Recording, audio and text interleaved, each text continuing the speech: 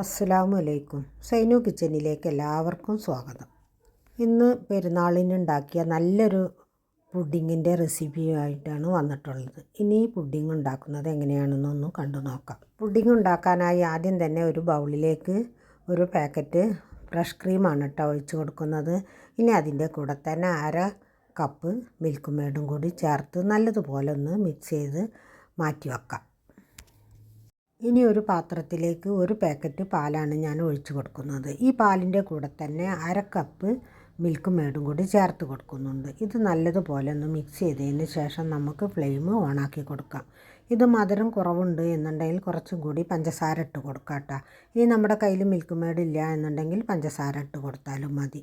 ഇനി ഇതിലേക്ക് 1/2 കപ്പ് പാലിലേക്ക് ഞാൻ 2 ടേബിൾ സ്പൂൺ കസ്റ്റർഡും കൂടി കുറുക്കി ചൂടായി വന്നപ്പോൾ ഇതിലേക്ക് ഒഴിച്ച് കൊടുക്കുന്നുണ്ട്. ഞാൻ പാത്രം മാറ്റി കൊടുത്തിട്ടുണ്ട് കേട്ടോ. അത് സ്റ്റീൽ പാത്രമായ കാരണം അടിയിൽ പിടിക്കുമെന്ന് വിചാരിച്ച് ഞാൻ വേറൊരു സോസ് പാനിലേക്ക് മാറ്റി നല്ലതുപോലെ മിക്സ് ചെയ്ത് ഫ്ലെയിം കുറുകി വന്നപ്പോൾ ഓഫാക്കിയിട്ടുണ്ട്. ഇനി ഇതിൻ്റെ കൂടെ തന്നെ ഇതിലേക്ക് 1 സ്പൂൺ വാനില എസൻസും കൂടി ഒഴിച്ച് കൊടുക്കുന്നുണ്ട്.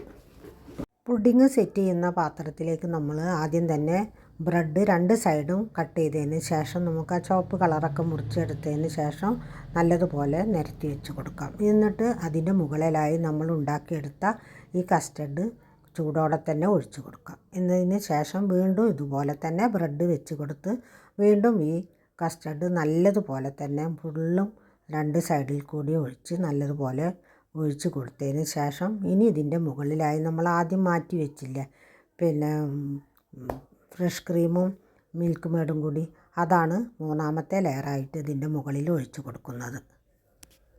എന്താണ് നിങ്ങളുടെയൊക്കെ വിശേഷം? എല്ലാവർക്കും സുഖമല്ലേ? ഇവിടെ എല്ലാവർക്കും സുഖമാണ് കേട്ടോ. പിന്നെ എന്നും പറയുന്ന പോലെ തന്നെ എൻ്റെ വീഡിയോ കാണുന്ന സമയത്ത് എല്ലാവരും ലൈക്ക് ചെയ്യാൻ ആരും മറക്കരുത്. പിന്നെ സബ്സ്ക്രൈബ് ചെയ്യാതെ കാണുന്നവരാണെങ്കിൽ സബ്സ്ക്രൈബ് ചെയ്യുക, കമൻറ്റ് ചെയ്യുക, ഷെയർ ചെയ്യുക. ഇനി ഒരു സ്പൂണ് വെച്ചൊന്ന് നിരത്തി കൊടുക്കാം കേട്ടോ, അതിൻ്റെ ഉൾഭാഗത്തേക്കൊക്കെ ഇറങ്ങി പോകാനായിട്ട്. ഇനി ഇത് ചൂട് പോയതിന് ശേഷം നമുക്ക് ഫ്രിഡ്ജിൽ വെക്കാം. ഞാനിത് പെരുന്നാളിൻ്റെ തലേ ദിവസമാണ് കേട്ടോ ഉണ്ടാക്കിയെടുത്തിട്ടുണ്ടായിരുന്നത്. അതിന് ശേഷം പിന്നെ ഞാൻ കുറച്ച് നട്ട്സ് ഇട്ടിട്ടുണ്ടായിരുന്നു. അതായത് ഞാനിട്ട് കൊടുത്തത് ബദാമും പിന്നെ നമ്മുടെ അത്തിപ്പഴം ഉണ്ടല്ലോ അതുമാണ് ഇട്ട് കൊടുത്തിട്ടുണ്ടായിരുന്നത്. അപ്പോൾ നല്ലതുപോലെ സെറ്റായിട്ടുണ്ട്. ഇനി നമുക്കൊരു സർവിങ് ഡിഷിലേക്ക് വിളമ്പാം. ഇങ്ങനെ പുഡിങ് ഉണ്ടാക്കാൻ നോക്കാത്തവരാണെങ്കിൽ ഇതുപോലെ ട്രൈ ചെയ്ത് നോക്കാം. നല്ല ടേസ്റ്റ് ഉണ്ട് കേട്ടോ കഴിക്കാൻ. ഒരു അടിപൊളി പുഡിങ് തന്നെ ആയിരുന്നു. എല്ലാവർക്കും നല്ല ഇഷ്ടമായി. എല്ലാ പെരുന്നാളിനും പായസമാണ് കേട്ടോ ഉണ്ടാക്കാറ്. ഈ പ്രാവശ്യം പിന്നെ ഞാൻ പായസം വേണ്ടാന്ന് വിചാരിച്ചു. കാരണം നമ്മൾ നോമ്പിന് ഇവിടെ തരിക്കഞ്ഞി ഉണ്ടാക്കുമ്പോൾ എന്നും സേമിയയിൽ കൂട്ടണം. അത് വിചാരിച്ച് പിന്നെ ഇനി പായസം വേണ്ടല്ലോ എന്ന് കരുതി. അതുകൊണ്ട് നല്ലൊരു അടിപൊളി പുഡിങ് തന്നെ ആയിരുന്നു കേട്ടോ. എല്ലാവർക്കും ഇഷ്ടമായി. ഇനി മറ്റൊരു വീഡിയോയുമായി കാണുന്നത് വരെ താങ്ക് യു ഫോർ വാച്ചിങ്.